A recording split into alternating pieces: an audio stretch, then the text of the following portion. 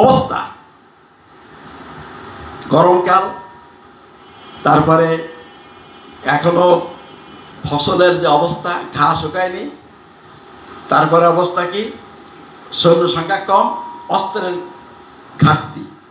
ঠিক এরকম একটা কঠিনতম মুহূর্তে আল্লাহ বলছেন ইনফিরু কিফাফা ওয়া সিকালা, তোমরা বের হয়ে যাও যে অবস্থায় আছো। এখন এই কথা যখন বলা হলো তখন বড় তো আল্লাহ বলেই ফেলেছেন, কিন্তু বাস্তবায়ন তো সাহাবা আজমানগণের করতে হবে। প্রেক্ষাপটটা যা আপনাদের কাছে বুঝতেছেন, এই অবস্থায় আল্লাহ রাব্বুল আলামিন যখন তাদেরকে বের হতে বললেন, তখন যুদ্ধের ময়দানে প্রস্তুতি নিয়ে ময়দানে যখন বের হতে বললেন, তখন তাদের ভিতরে স্বাভাবিকভাবে একটু গড়িমসি ভাব দেখা গেল। এটা স্বাভাবিক, এটা কিন্তু অন্য কোনো কারণ না, বাস্তবতা। বাস্তবতা তারা পড়ে গেছিলেন। আল্লাহ রাব্বুল আলামিনের প্রিয় হাবিব যখন দেখলেন যে আহ্বানের সাড়া যেভাবে হওয়া দরকার ছিল সেভাবে না, যুদ্ধটা খুব ক্রিটিক্যাল। তাবুক যুদ্ধ নবম হিজরিতে শুরু হয়েছে, নবম হিজরির সময়। তো এই যুদ্ধটা যখন হয়েছে বলতে একেবারে শেষ পয়েন্টে, তো এই যুদ্ধ ময়দানে যেতে গেলে যে পরিস্থিতি দরকার, যে অর্থ দরকার, যা কিছু নিয়ে ঝাঁপাই পড়া দরকার, সাহাবা আজমানগণের ভিতরে তার এই বিষয়ে একটু অলসতা ভাব পরিলক্ষিত হলো। আল্লাহ রাব্বুল আলামিন তখন তাদেরকে ডাক দিয়ে বললেন, হে ইমানদারগণ শোনো, আমি যে আয়াতখানা তেলাওয়াত করেছি এটা মিলাই নেন, অর্থটা দেখবেন পরিবেশ চলবে। আল্লাহ বলছেন ইন্নাল্লাহা আশতারা মিনাল মুমিনিনা, নিশ্চয় আল্লাহ কিনে নিয়েছেন মুমিনদের কাছ থেকে। কি কিনে নিয়েছেন? জান এবং মাল।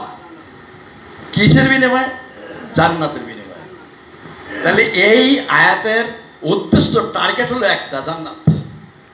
আয়াতের টার্গেট হলো জান্নাত।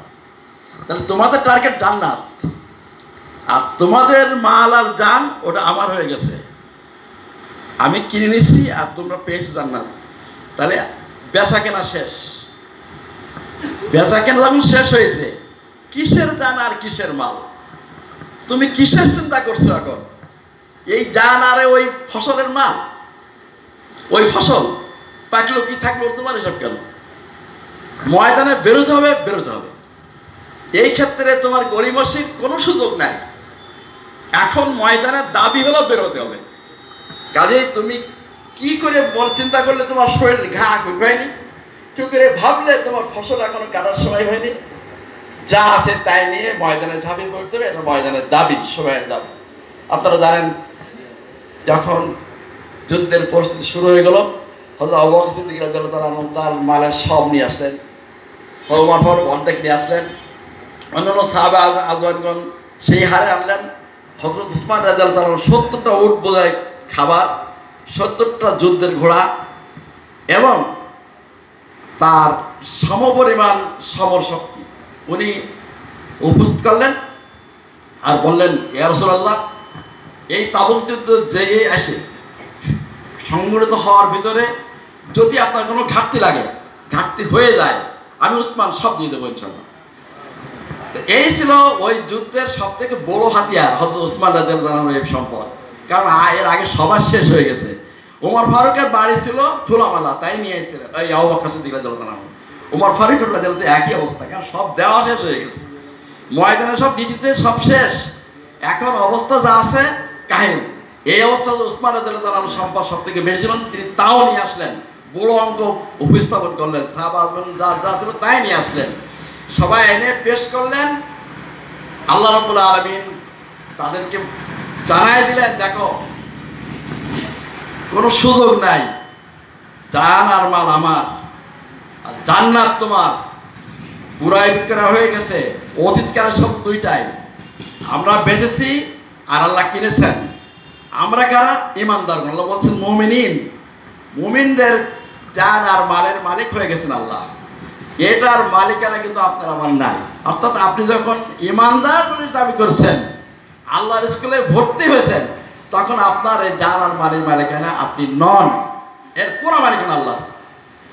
কাজেই যেহেতু পুরো মালিকানা আল্লাহর, আর আপনি আমি কিনেছি জান্নাত বাকিতে, ওটা পাওয়া যাবে না এখন, ওটা বাকি।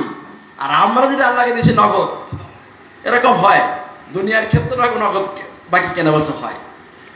তো সেটা তো হয়েই থাকে। যেমন একটা গরু কিনেছেন, তো গরু যদি আপনি যদি আস্থাবান হন, তো 50,000 টাকায় গরু কিনেছেন, ঠিক আছে, টাকা 1 টাকাও দেওয়া লাগে না, বলে সব নিয়ে যাও, তুমি পরে তোমার সব নিয়ে যাই। আস্থা থাকতে হবে। আল্লাহ রাব্বুল আলামিন কিনেছেন মুমিনদের কাছ থেকে। মুমিন মানে আল্লাহর পরে যারা আস্থা রাখে তাদেরকে মুমিন বলা হয়। তাহলে আল্লাহর পরে আমাদের আস্থা আছে, তাই বাকিতে আমরা আল্লাহর কাছে দিয়ে দিছি, জান্নাত বাকিতে নিয়েছি।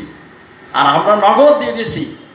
আল্লাহ রাব্বুল আলামিন সেদিন বলেছিলেন সবাইকে যে, হে আমার মুমিনরা, তোমাদের জান আর মাল আমি কিনে নিয়েছি, এ দায় দায়িত্ব এখন আমার, এ নগদ।